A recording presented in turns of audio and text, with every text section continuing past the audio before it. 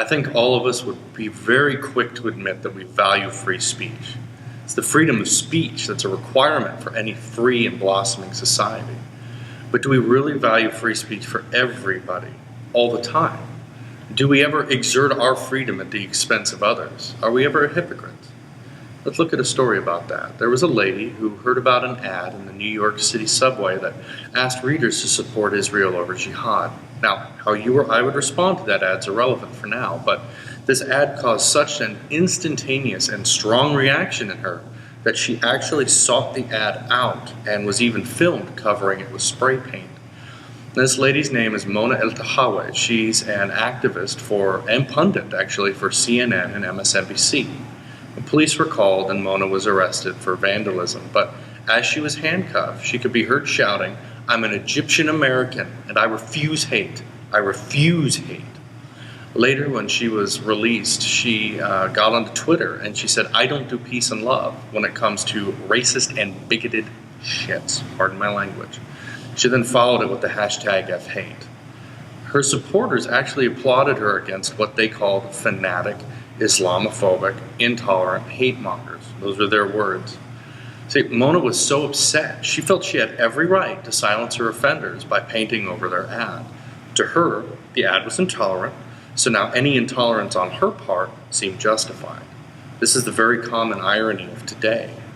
If we think about it, does her reaction actually sound tolerant? If we're honest, we have to say no. Because to tolerate something means you put up with something that you either disapprove of or believe to be false.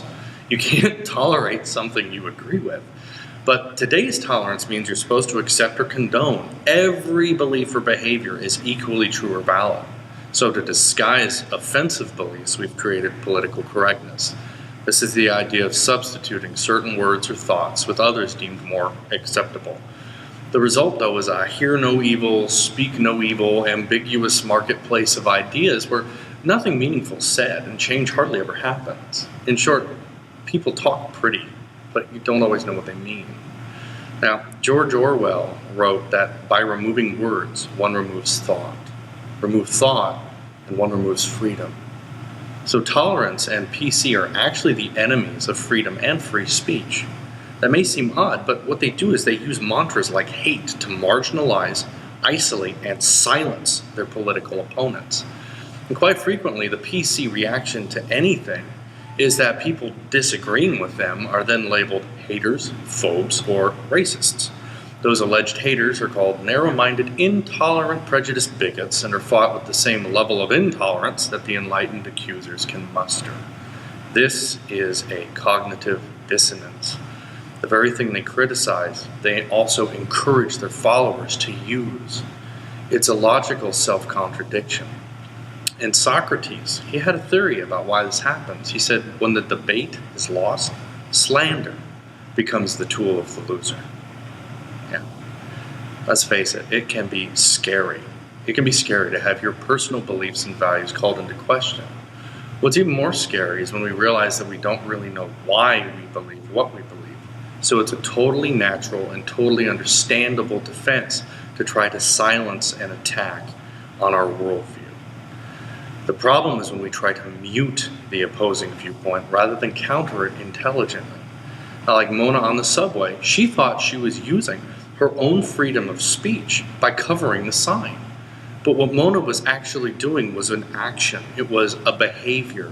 If you ask any judge, freedom of speech is not freedom of behavior. But what if we could speak our minds freely, free from the confines of political correctness, tolerance, or as Orwell called it, good speak? Would we benefit? Would society benefit? Yeah. For starters, we'd be much faster at identifying core issues and knowing how best to respond. For example, there's a church in Florida that is very un-PC, and they make no apologies for it.